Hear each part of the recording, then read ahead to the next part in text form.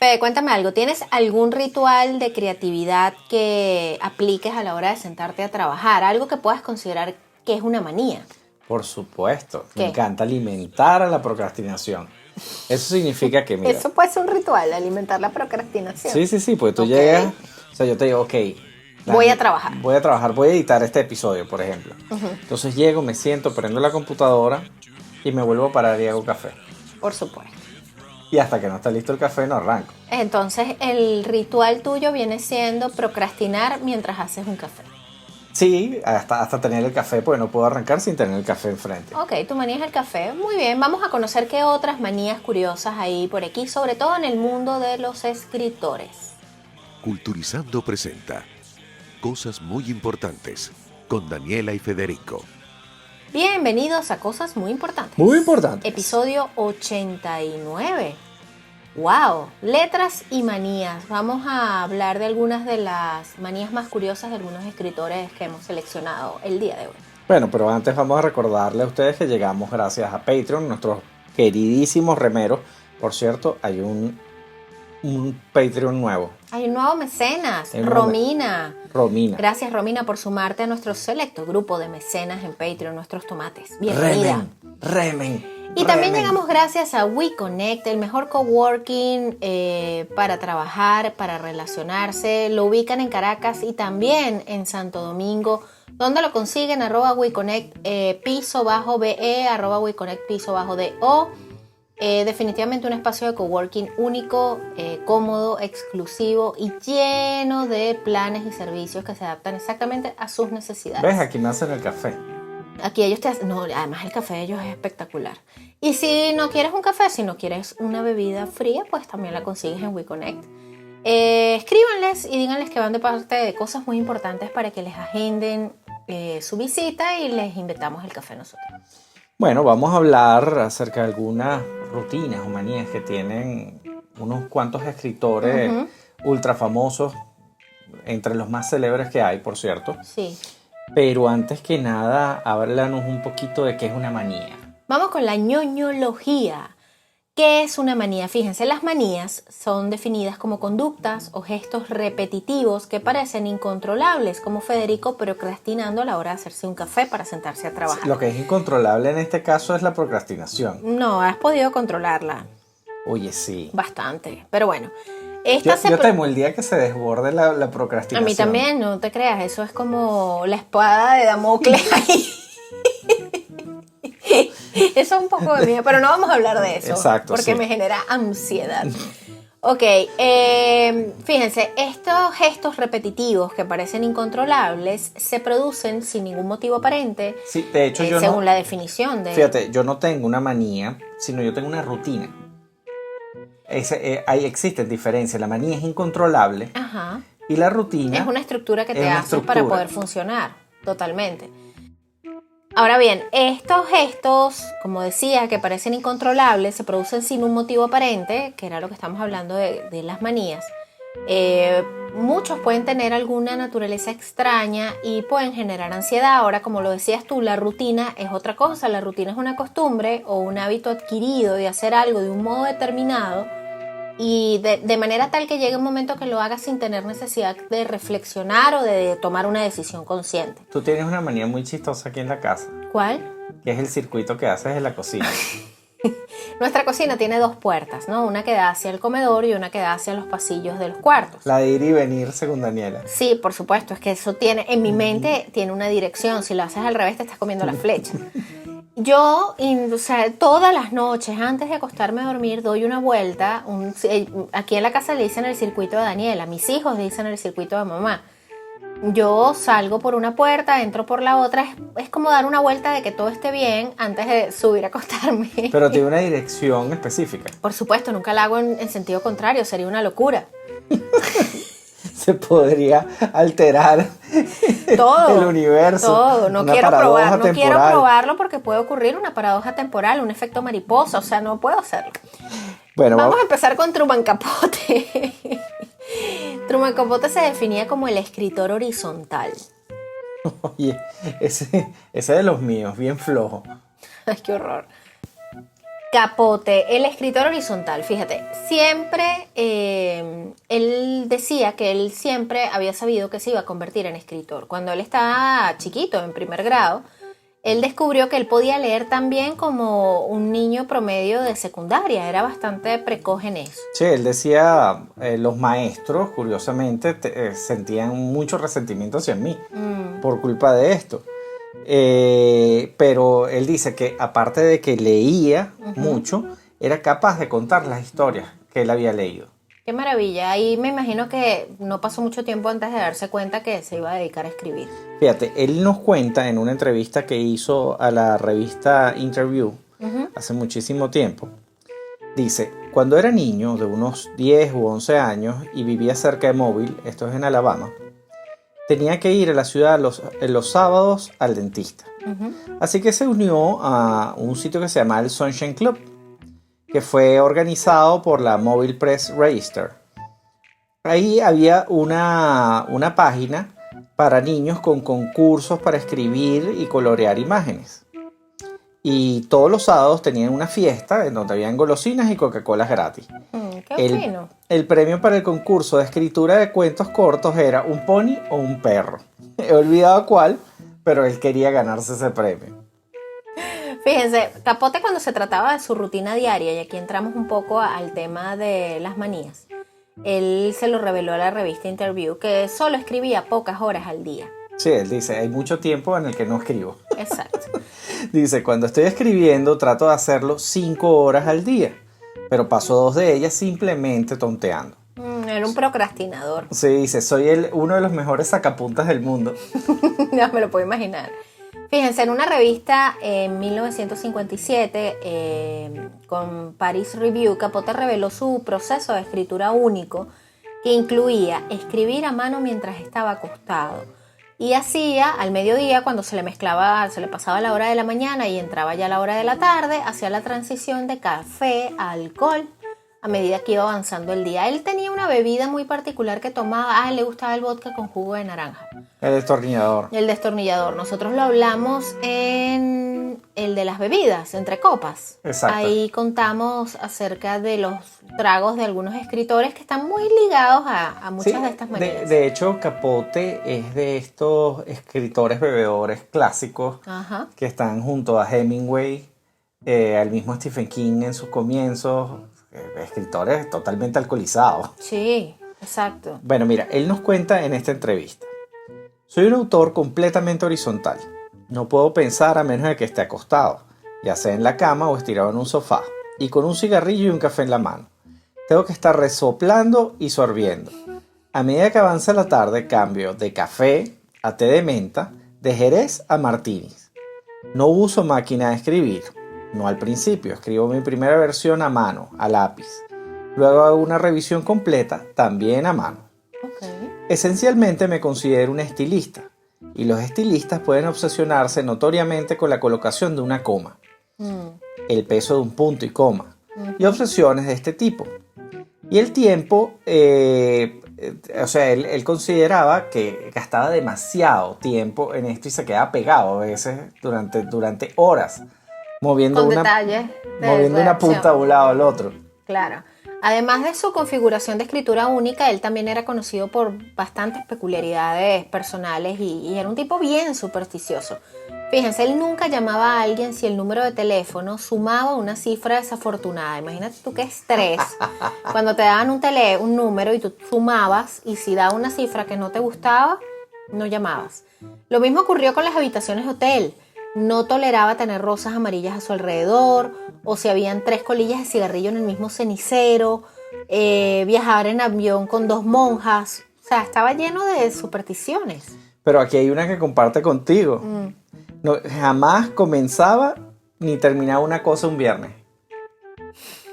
Eso me dijiste tú en algún momento que te parecía genial y que es verdad, ¿no? Es verdad. No puedes ni comenzar ni terminar algún viernes. Es verdad. Es interminable las cosas que no puedo y no quiero, decía él, pero obtengo un curioso consuelo al obedecer estos conceptos primitivos.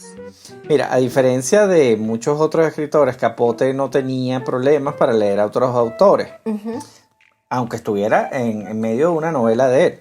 Ok. Sin embargo, fíjate, él nos decía, no me molesta leer mientras escribo.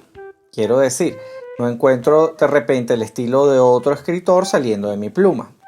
Aunque una vez, durante un largo periodo de James, yo me imagino es James Joyce, Debe ser James Joyce, claro. mis propias oraciones se hicieron terriblemente largas. También dice, me apasionan los periódicos. Leo todos los días todos los diarios de Nueva York, todos los días, y las ediciones dominicales, y también varias revistas extranjeras. Lo que no los compro, los leo a pie de los periódicos. Okay. Promedio unos 5 libros a la semana. Wow. Bastante. Una novela de longitud normal me lleva unas 2 horas. Imagínate esto, ¿cómo te lees una novela en 2 horas? Era un come libros, Truman Capote. Dice, me gustan los thrillers y me gustaría algún día escribir uno, aunque prefiero la ficción de primer nivel. Durante los últimos años, mi lectura parece haberse concentrado en cartas, revistas y biografías. Esto es parte de esa entrevista que él hizo para Interview, ¿no? Sí, eso es increíble, pero esto tiende a sucederle a los escritores hacia el final. Se quedan leyendo biografías. Sí, sí. Es bastante curioso.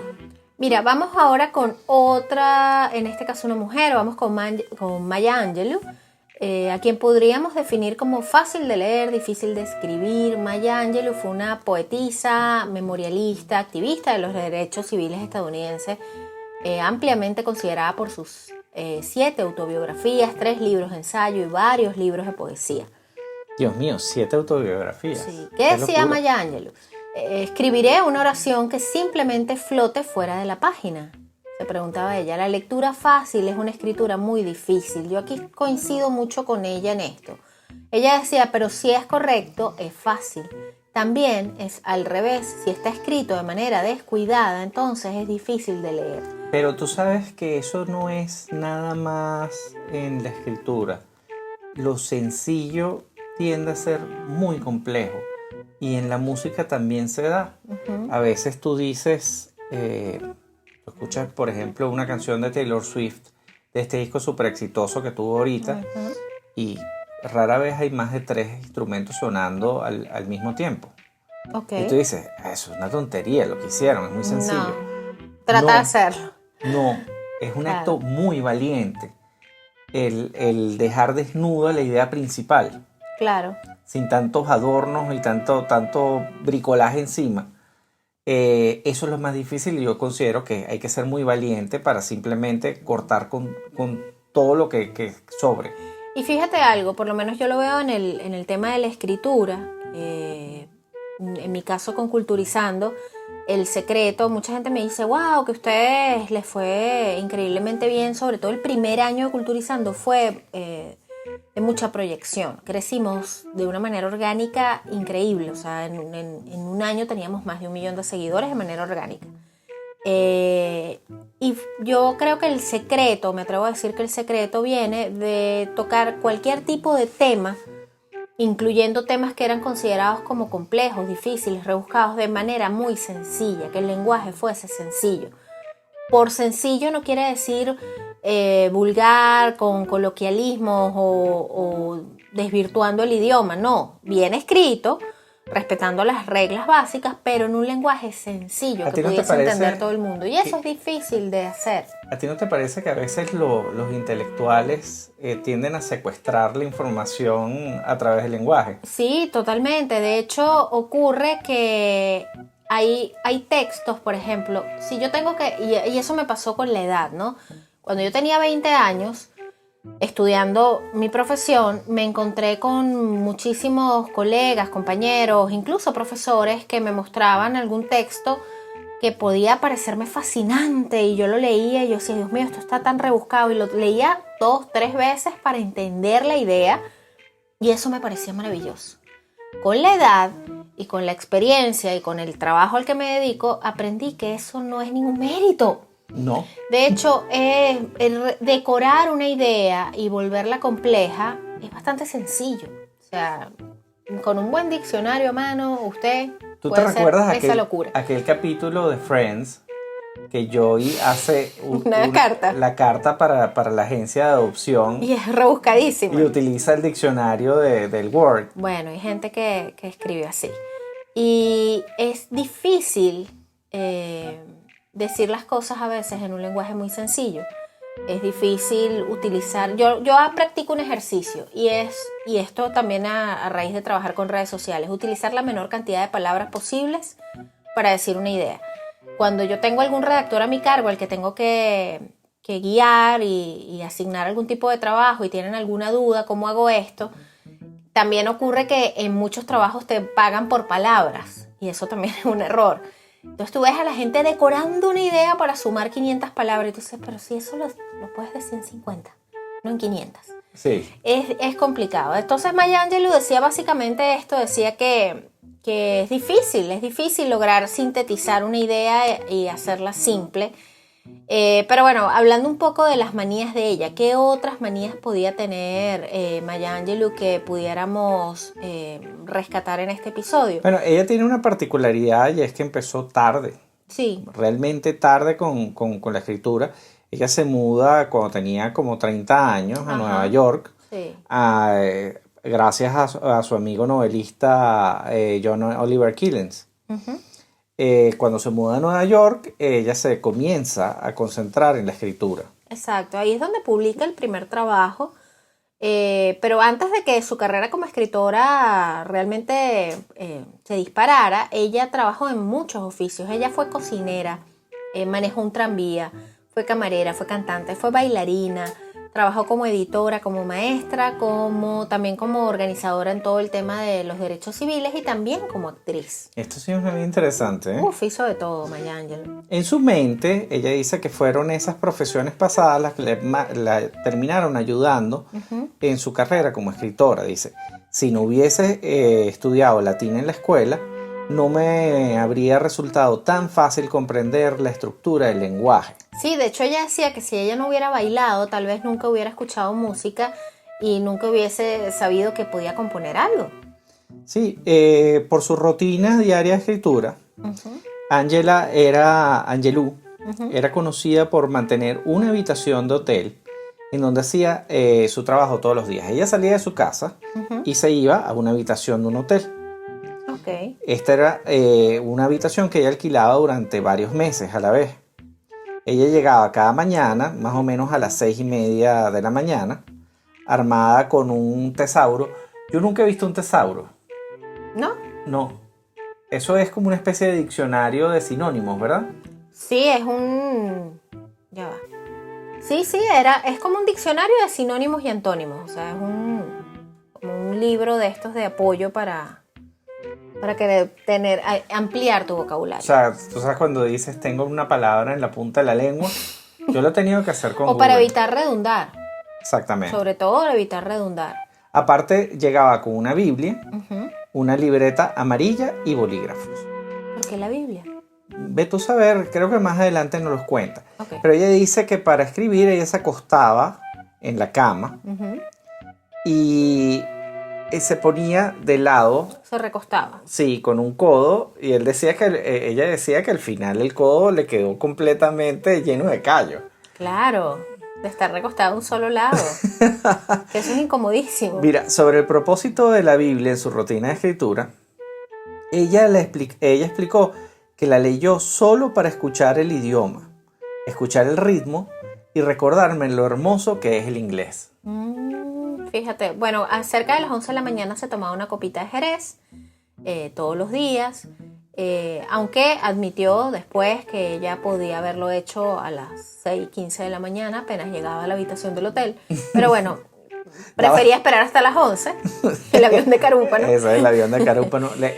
Ok, para los oyentes que no son aquí de Venezuela, inclusive para muchos que son de Venezuela, Y no lo sepan. el avión de Carúpano. Yo pasé varias temporadas en Sarasa. No pregunten por qué, lo considero como una etapa bastante oscura de mi vida.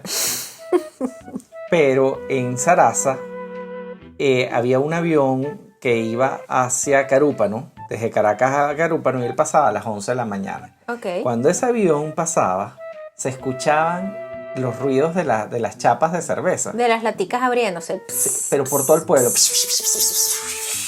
Porque era como una tradición beber después de que pasara ese avión. Claro, puede pasar como a las 11:30. Entonces era como que ya socialmente aceptado abrir una cerveza y beber. Exactamente. Ok, bueno, Maya Angelou tenía su propio avión de carúpano y ella se servía una copita de jerez a las 11 de la mañana. Ella escribía hasta las 2:30, una más o menos, 1:30. Se iba a su casa, se duchaba, salía a comprar algo para preparar la cena y volvía a su vida casera, ¿no? Sí, ella organizaba cenas en su casa, de hecho. Sí. Ella recibía invitados, ponía velas, música bonita, todo. Ella decía que luego, después de que todos los platos se retiraban, leía lo que había escrito en la mañana. La mayoría de las veces, si ha hecho 9 páginas, puede guardar 2:30 o 3. Ella ya tenía como un promedio.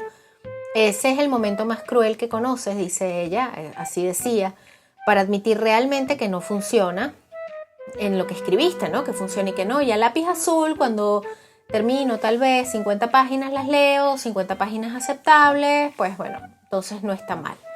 Era bastante quisquillosa y bastante estructurada.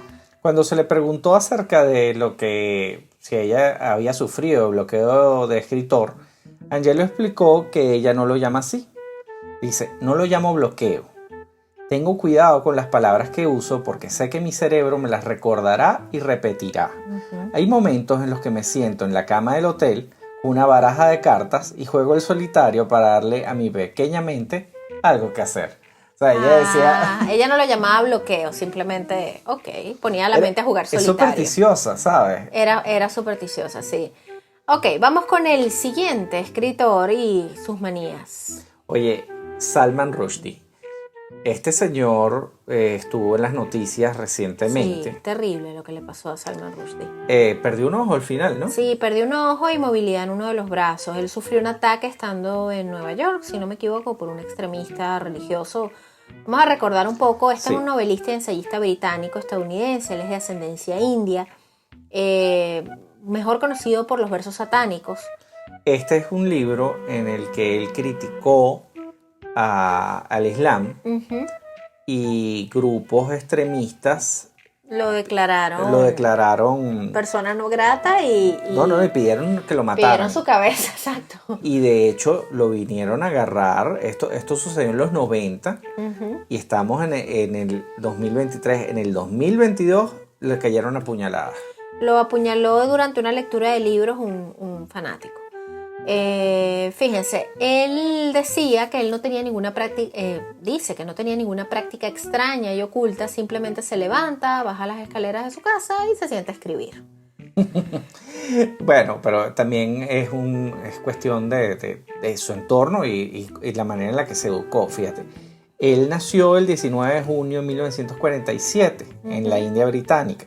Él se crió en Bombay, pero siendo joven se fue a Inglaterra y se graduó en la Universidad de Cambridge. Al principio de su carrera, él trabajó como redactor en una agencia de publicidad. De hecho, fue responsable de algunos de los eslogans más famosos de la época. Sí. Digamos que esa experiencia de él en el mundo publicitario lo ayudó muchísimo a como ejercitar ese músculo de poder escribir rápido, concreto. Como te pasa a ti, tú escribes de oficio. Claro, cuando lo tienes como entrenado. Sí, o sea, tú te sientas, tú me lo explicaste en estos días. Es un tema de que antes tú tenías todo un momento en el cual en la noche todo estaba calladito. Tenía que estar la temperatura ideal música. Y la música y el tecito caliente y tenía que haber toda una... Hoy en día, pero eso me lo trajo la maternidad. Yo he visto a Daniela, la necesidad, yo he obvio. visto a Daniela escribir un artículo con una mano en el celular mientras la niña está prendida en candela al lado pegando gritos. No, está prendida en candela. Estoy amamantando a Lulú seguramente. Y ella escribiendo con la mano en alto un artículo en el celular. Mientras le hago el desayuno a Marcelo. Exactamente. Todo a la vez. Entonces, bueno, esto mismo le pasó a este señor. Él dice que si tienes que entregar un trabajo antes del jueves a las 2:30, claro, aprendes a hacerlo, ¿sabes? Claro, cuando tienes un deadline, no hay cuento de inspiración y musa y ponme las flores amarillas y que huela a vainilla la casa, no, déjate de broma. No. Entonces, otra cosa que él adoptó de su tiempo como redactor es que él continuó, no sé si él sigue escribiendo. Sí, sigue, pero En no semirretiro. sé ahorita con esta, después de lo que le pasó, que estuvo a punto de morir, qué está pasando en este momento con la carrera de él, pero él está activo, pues. Sí, él dice que él conservó el horario de oficina. Mira tú. Él, aunque nada más vive de escribir libros, él dice que él escribe de 9 a 5. Él mira, le qué dice estructurado. a todos aquellos que quieren aventurarse en el tema de la escritura es solo ve y hazlo. No Claro. importa si te sientes bien ese día.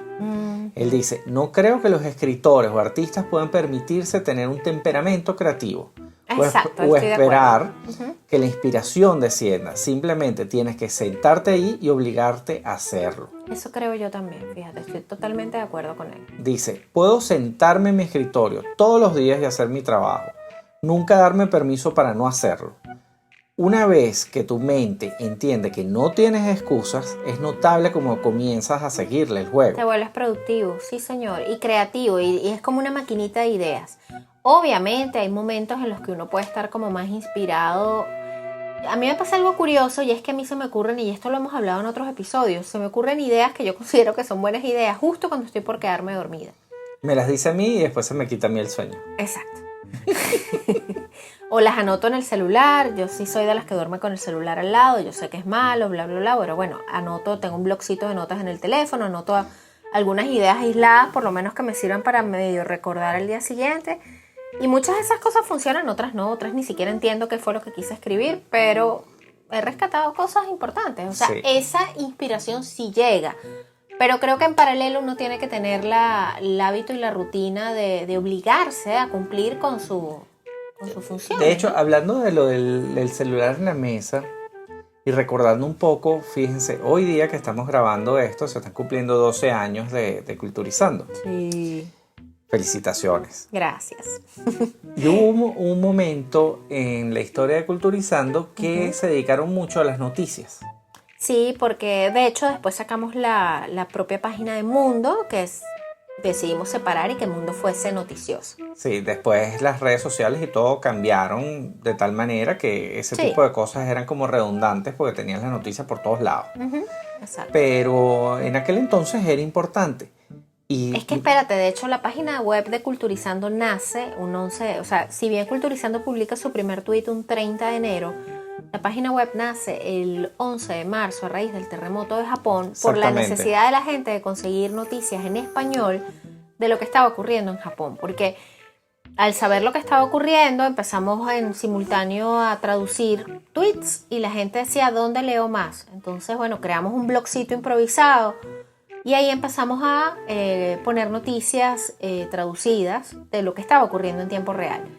Y así nace la página web de Culturizando. sí, ¿recuerdas alguna de esas llamadas nocturnas? Obviamente, Yo recuerdo que cuando murió Osama Bin Laden. Yo Osama me estaba Bin Laden. acostando a dormir cuando me llegó un mensaje. Creo me que fue un dijeron, domingo.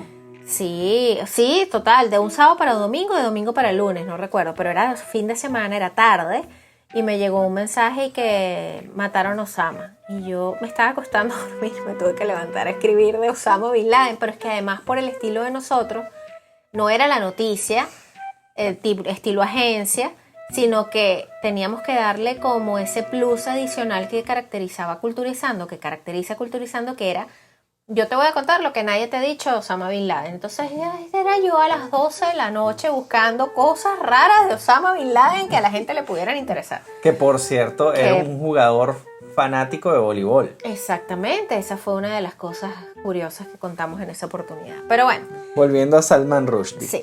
Él dice, puedo sentarme en mi escritorio todos los días. Esto ya lo habíamos dicho. Volviendo a Salman Rushdie. Él nos dice, los momentos en los que soy más feliz son cuando estoy escribiendo un libro y puedo sentir que está funcionando. Dice, es estimulante, mucho más que publicar el libro. En realidad, a medida que pasa el tiempo, temo cada vez más el momento de su publicación. Él disfruta de escribir sus libros. Y debe sentir esa satisfacción de decir, rayos, qué bien me está quedando esto. Es como el Lego, ¿tú sabes? Me van a mandar a matar. Es como el No, Lego. Salma, no. Es como el Lego, cuando le encajas y dices, uy, qué bien me está quedando esto. Cuando logras pegar una idea que a lo mejor está en el principio del libro con el final, eso se debe sentir de maravilla. Sí, debe dar muchísima satisfacción. Fíjate, él decía, solía escribir mucho más en un día que ahora, 4 páginas, 5 páginas, explicó, ahora estoy haciendo 400 o 500 palabras.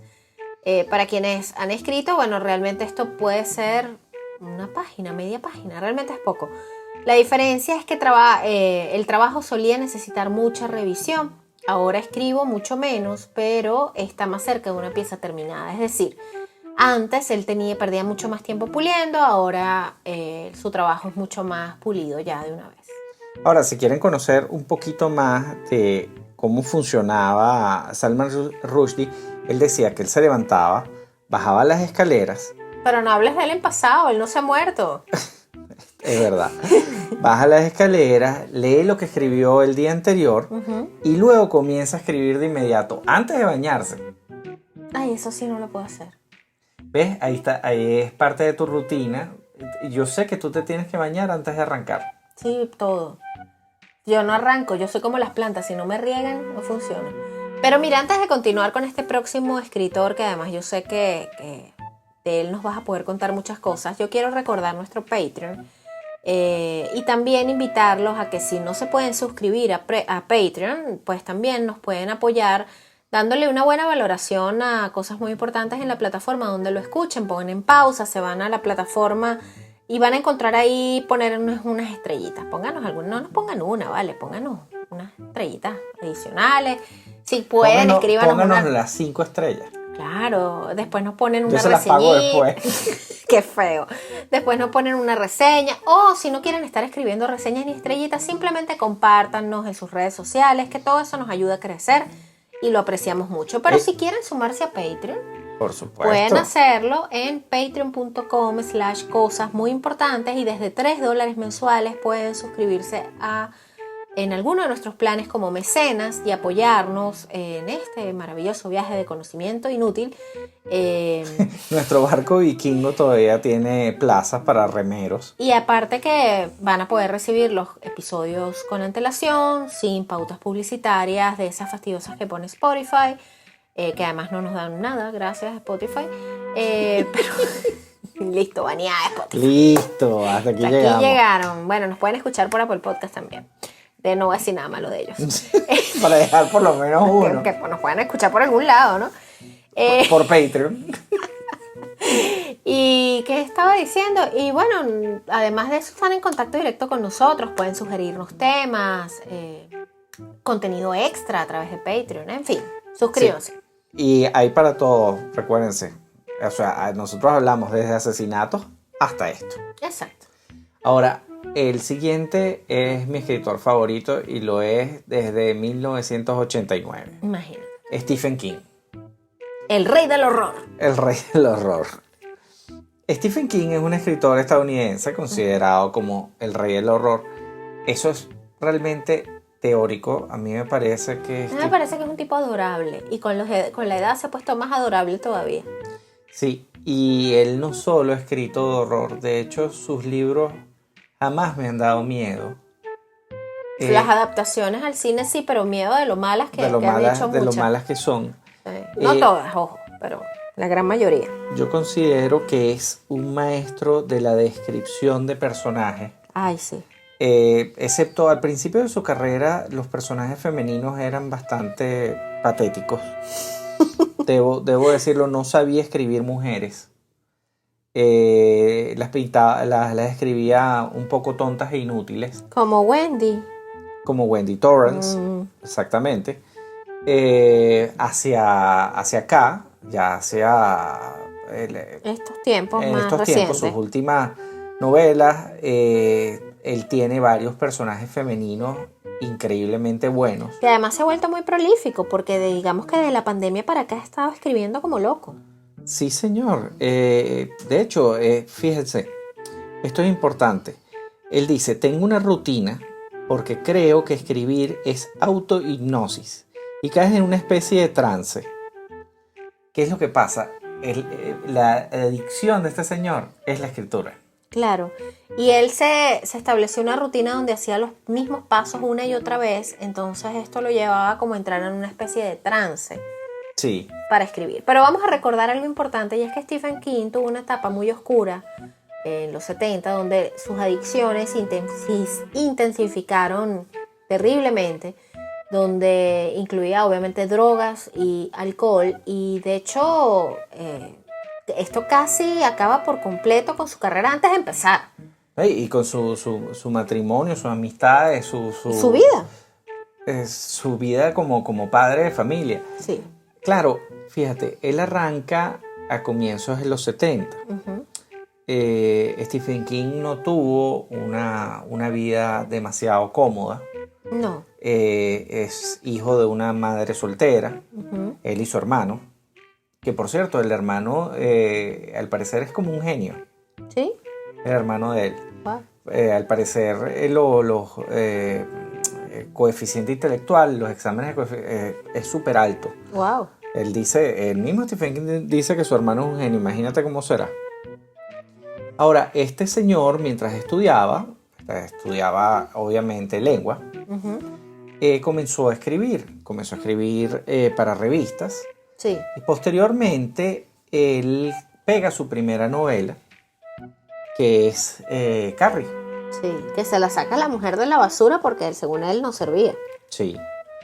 Ahora, cuando él recibe esta lluvia de halagos a raíz de Carrie, básicamente se volvió loco. Sí, entró en una espiral de adicciones terrible. Y yo creo que hay un tipo de personalidad que logra salir de este tema de las adicciones, es volviéndose adicto a algo totalmente opuesto. Sí, Entonces, sí, señor. es como, por eso es que uno consigue mucha gente que se rehabilitó de algo, entonces se vuelven, no sé, maratonistas, pero con una intensidad que tú dices, pero esta gente... O meditan, pero o sea, es una cosa súper importante en su vida y no se saltan un día sin eso. Y es porque necesitas compensar y balancear y hacerte adicto a otra cosa. Fíjate, los personajes, inclusive los personajes de Stephen King, fueron cambiando con respecto a él, fue cambiando su vida.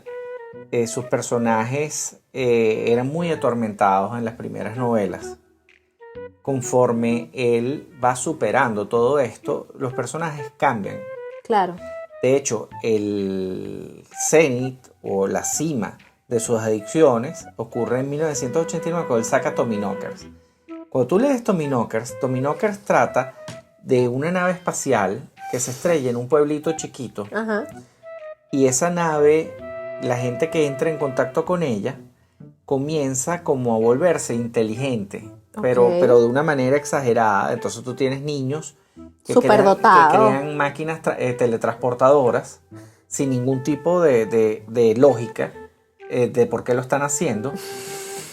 Y el héroe de la cuestión, el que salva la cuestión al final, es el borracho del pueblo.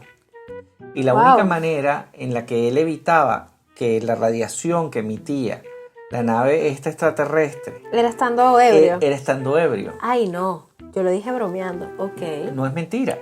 Y ese es todo el mundo considera que ese es el peor libro de Stephen King. Sí, bueno. A mí me encanta y me parece súper simpático, pero no te lo puedes tomar muy en serio. No, por supuesto que no. De hecho, ese libro tiene una escena maravillosa en la cual un niñito de primaria va a hacer como un acto de magia. Y el niñito ya había estado en contacto con la nave y crea una máquina transportadora que lleva a la gente a Marte. Y se mueren, obviamente, en Marte. Es una cosa terrible, terrible, Dios, terrible. qué desastre ese libro. Sí, bueno, Parece un sueño. exacto. Cuando te despiertas y empiezas a contar el sueño que tuviste anoche, que es súper absurdo, bueno, es eso. Exacto. Él después de que se rehabilita, que eso fue, le tuvieron que hacer una intervención. Sí. La esposa le sacó las bolsas de basura Sí, llenas de latas. Él dice que sacaron Sí. Eran 5 o 6 bolsas de basura de esas grandes. De latas de cerveza, de Sí, se tomaba 42 latas de cerveza al día. cajas de medicamentos, cualquier cantidad de colillas de cigarrillos. O sea, él estaba realmente entregado a una vida de autodestrucción. Ahora, Hoy en día, sí, cuéntame. él ya nos dice hoy en día que dice, me encanta con respecto a lo que es la escritura. Ujú. Es una de las pocas cosas en las que lo hago, menos ahora, y le saco mucho provecho. Ujú. Dice, por lo general, con la droga y el alcohol, mientras más te drogas y más utilizas alcohol, obtienes menos a medida de lo que pasa el tiempo. Ujú. O sea, él lo que dice es que él dejó de las drogas y el alcohol y él comenzó a ser más productivo. Claro. Pero él dice que la escritura se ha convertido en un comportamiento adictivo. Ujú. Es lo que yo te decía, sustituyó una cosa por la otra. Dice, escribo todos los días durante 6 meses. Cuando él dice que él tiene una novela, estamos hablando de todos los días durante 6 meses y obtiene un borrador. Ujú. Luego se para durante 10 o 12 días para dejar que Todo como se que le las calme. ideas se asienten. Exacto. Y él dice que durante esos 10 o 12 días la mujer no lo soporta. Vuelve loca la pobre esposa. A medida que han pasado los años, pues la rutina de escritura diaria de Stephen King se ha ralentizado un poco. Todavía escribe todos los días, incluso los fines de semana, pero como él mismo dice, Solía escribir más y solía escribir más rápido. Solo que ahorita estoy al envejecerme, todo se pone un poco más lento. todo se pone más lento. Anteriormente solía mandarme 2.000 palabras al día, pero hoy en día mi objetivo es escribir durante aproximadamente 4 horas y escribir unas 1.000 palabras al día. Exacto, ¿qué hace él? Fíjense, él se despierta, desayuna, camina unas 3 millas y media, Por vuelve. cierto, esa caminata es la que casi lo mata en el 99. Ah, sí, ¿verdad? Que lo atropellaron, ¿no? Sí, él salió a dar su caminata diaria y un borracho en una camioneta se lo llevó Wow. por el medio. Estuvo a punto de morir. Y ese borracho, inclusive, él lo mete en una de las novelas Ah, cierto. Es que verdad. tiene metaficción Es verdad. en La Torre Oscura, que algún día harán una adaptación decente, pero lo dudo mucho.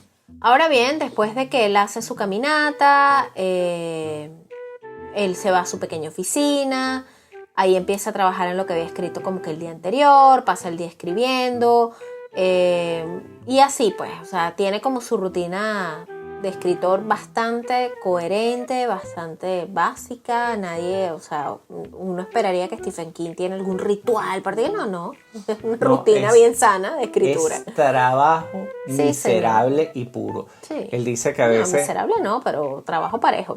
Sí, él dice que si de repente no se le ocurre nada en ese momento, él toma el manuscrito y lo reescribe. Exacto. Como Y entonces- para activar la máquina. Sí, y va puliendo y puliendo y puliendo y puliendo. Él dice que todavía tiene un callo en la mano para escribir, o sea, en los dedos para escribir a mano. Sí, se dice que él nos cuenta que él retomó este asunto de escribir con lápiz, así como Capote Imagínate y Maya tú. Angelou. Sí, bueno, yo soy también en ese estilo de las que creo que cuando escribes a mano, el proceso de creativo, de cómo fluyen las ideas es distinto. No sabría explicarte por qué, pero también me pasa cuando Es más escribo a mano. directo, tiene que Debe ser más ser, directo. debe ser. Fíjate, él dice que él escribe hasta que consigue un ritmo y él utiliza la música para conseguir ese ritmo durante la escritura. Exacto. Ahora bien, vamos a ver. Ay, a mí me encanta ella. Margaret Atwood. Margaret Atwood, la autora de Los cuentos de la criada. Esta señora es muy cómico porque cuando ella le dicen que si ella es prolífica, ella dice que no, que ella lo que es vieja. Ella es una poeta, novelista, crítica literaria y ensayista canadiense. Ha recibido numerosos premios de escritura, incluidos el Booker, el Arthur C. Clarke, el premio Gobernador General, o sea, en fin. Ella es tan increíble e importante Ujú. que Stephen King la considera como una diosa entre los hombres. Imagínate tú. Sí, de hecho, Gilead, que es la ciudad o el país del cuento de la criada, Ajá. lo utiliza en La Torre Oscura. El sitio donde proviene Roland Es de ahí. es Gilead. Ay, imagínate tú hacer referencia, no sabía. Teniendo en cuenta sus 18 libros de poesía, 18 novelas, 11 libros de no ficción, 9 colecciones de ficción corta, 8 libros infantiles y 2 novelas gráficas publicadas desde 1961, sí podemos decir que además de vieja es prolífica. Bueno, comparado con Stephen King, no, pues Stephen King tiene 67 novelas. Y yo creo que más ya, porque todas las que escribió recientemente... Sí, yo creo que llegan a casi 70. Sí. Aparte de unas casi 300 historias cortas y 5 libros de no ficción. Ahora, volviendo a Margaret Atwood, hay algo bien particular y es que no tiene una rutina como estos otros escritores de los que hemos estado hablando. Digamos que esa es su rutina, no tener una rutina tan establecida. Ella dice que no está a menudo en un espacio de escritura establecido. No creo que haya algo demasiado inusual al respecto, excepto que está lleno de libros y tiene 2 escritorios. Dice, en un escritorio, bueno, suelo tener una computadora que no está conectada a internet, en otro tengo una computadora que sí está conectada a internet y ya. O sea, es más o menos lo que ella necesita, ¿no? Ella viaja mucho, es una viajera frecuente y se ha acostumbrado a escribir en los lugares más improbables. Como tú. Y es lo que ocurre cuando haces de tu pasión, tu trabajo y lo tienes que hacer. No puedes estar con mucha parafernalia de que yo me voy a alquilar una habitación de un hotel y a las 11 de la mañana me sirvo una copita de Jerez. No, mamita, hay que trabajar, hay que producir. ¿Dónde me tocó? En el carro. Bueno, en el carro será. Y Si así, lo tienes que hacer, lo tienes que hacer. Exacto. Entonces, bueno, a diferencia de muchos escritores, ella no requiere un espacio particular organizado. Ella dice, hay un lado bueno y uno malo en eso. Si tuviera esas cosas, entonces podría ponerme de pronto en una situación fetichista. Quizás la escritura fluiría hacia mí debido a todos estos objetos mágicos, pero no los tengo, así que eso no sucede. El lado bueno es que puedes escribir en cualquier lugar y esto lo hace de una manera prolífica. En un día, Es vieja y práctica. Es vieja y práctica. Me encanta, mira. En un día típico de escritura, Atwood generalmente comienza a trabajar a las 10 a.m. con el objetivo de escribir unas 1.000 o 2.000 palabras. Fíjate que esa es la medida más o menos de todos, entre 1.000 y 2.000 palabras diarias. Sí, yo creo que más es como exagerado y ya cuando Y llega... eso se puede hacer, ojo, yo te digo que he trabajado, he tenido a mi cargo algunos escritores, algunos redactores, que cuando tú les pedías 1.000, 2.000 palabras te miraban así como que ¿y cuántas semanas me das para mandarte eso? No, que bueno, te puedo dar unos 3 días y te miran así como que me están explotando. Y es bueno, si no puedes escribir 1.000 palabras en un día, yo creo que es mejor buscarse otro oficio, pero bueno. Ella termina su trabajo a las 4 de la tarde, nuevamente. Fíjate, en todos estos casos que hemos encontrado, no hemos encontrado a ningún animal de estos nocturnos que trabajan en la madrugada, sino son personas que se levantan. Bueno, yo te tengo unos aquí más adelante que eran bien particulares. Yo dije hasta ahora. Hasta ahora, sí. Estamos dejando los locos para el final. Dice que a veces cuando está volando en una novela, sí trabaja hasta la noche. Yo supongo que bueno, eso... claro, me imagino o sea, tú que eso le no debe vas pasar a a todo el cortarlo, mundo. ¿no? No.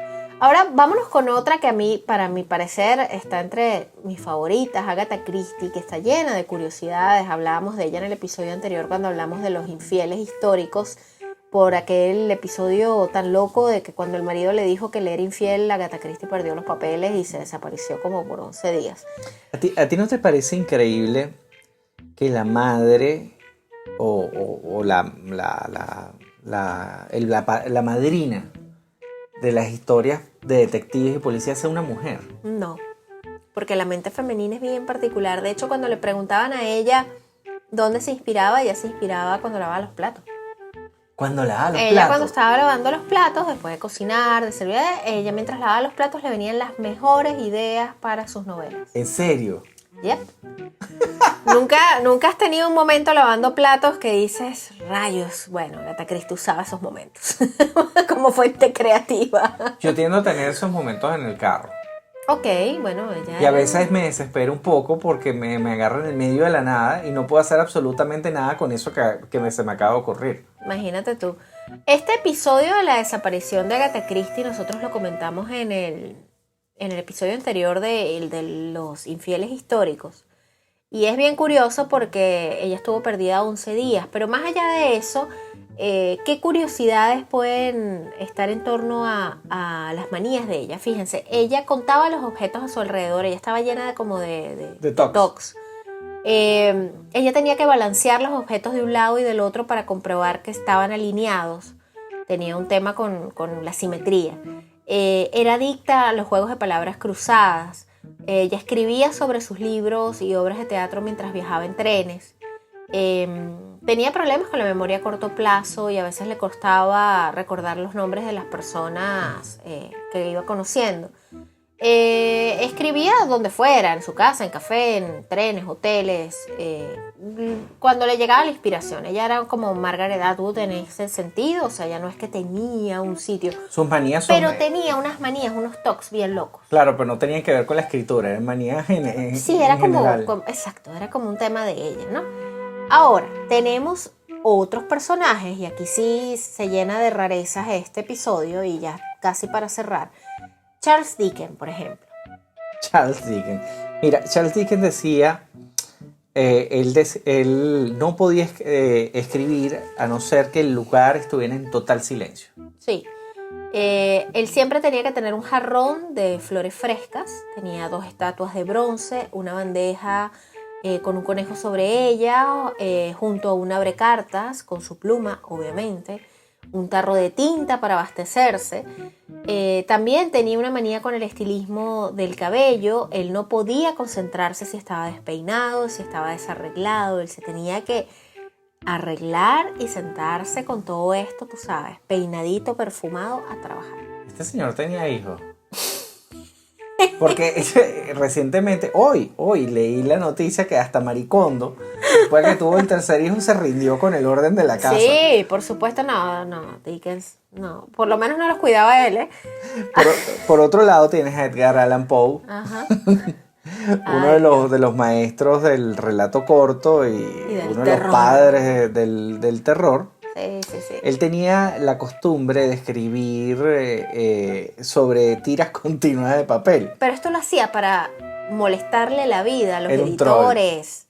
Era un Él troll. le llevaba los rollos interminables de papel y eran muy incómodos de desplegar. Entonces esto lo hacía para fastidiar a los editores. Qué desgraciado. Dan Brown. ¿Se acuerdan de Dan Brown, el Código Da Vinci? Este señor, El bueno, código bochinche, sí. este señor sufre de migraña.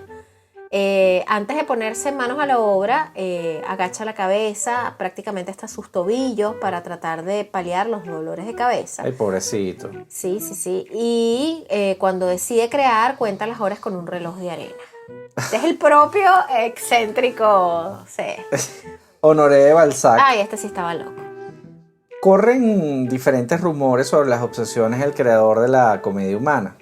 El primero de ellos, y menos probable, es referido a la bebida. Se dice que bebía más de 50 tazas de café al día. Imposible, se hubiese muerto.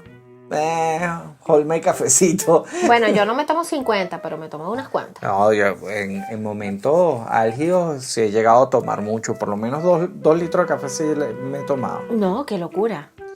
El segundo, y mucho más creíble, era su fijación por el aislamiento. Uh-huh. Necesitaba estar en una habitación que no tuviese ni relojes ni ventanas. Y así no saber si era de día o de noche. Aislarse completamente.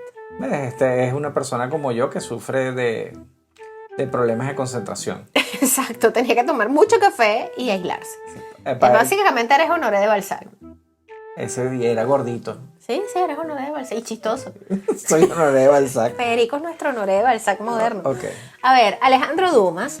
La indumentaria a la hora de escribir era muy importante para Dumas. Él siempre debía ir vestido de la misma manera y usaba una especie de sotana roja y unas sandalias. Maldito loco. Yo te dije que se ponía la cosa excéntrica al final. Él diferenciaba sus obras según el color de las páginas. Para la ficción usaba páginas azules, para la poesía amarillo, para los artículos rosa. Eso está bien. Eso está bien, Bueno, era organizado. Era como usar post-it. de colores. O los stickers que tiene el Word para ponerle Claro, colores al... Exacto. Y Bueno. clasifica, es una técnica de clasificación. Ahora, Víctor Víctor Hugo, Hugo. este también estaba loco. Los criados custodiaban la ropa de Víctor Hugo con órdenes de no devolvérsela hasta que éste se lo pidiera. Escribía en pelotas. Si el escritor, al igual que Dumas, o sea, él se sentaba, le entregaba a los criados la ropa y dice, no me acerquen esto hasta que se las pidan. Claro, porque él lo que hacía era que él se obligaba a escribir desnudo hasta que le saliera algo que valiera la pena. Él simplemente usaba un chal gris, obviamente para no resfriarse y morirse de frío.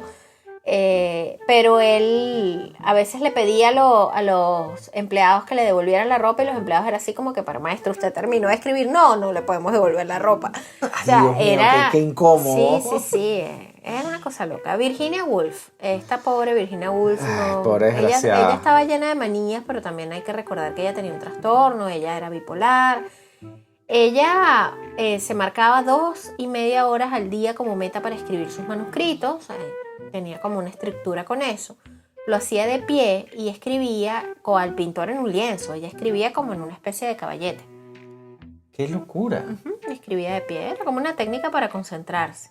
Haruki Murakami. El japonés, sí. Uno de los autores más influyentes de la última década. Tiene una rutina a la altura de la de Stephen King. Él se levanta todos los días a las 4 de la mañana y trabaja hasta las 10. Por la tarde, en la tarde corre 10 kilómetros o como alternativa nada 1500 metros. Oye, este señor va a llegar a los 150 años. Bueno, es que de por sí los japoneses son muy longevos y muy saludables. Y este es Haruki Murakami. Él tiene yo la otra vez estaba leyendo una entrevista de él y es bien particular, es súper estructurado, es todo sereno, se cuida mucho. Qué Señor bonito. bien interesante. Eso está bien, ¿sabes?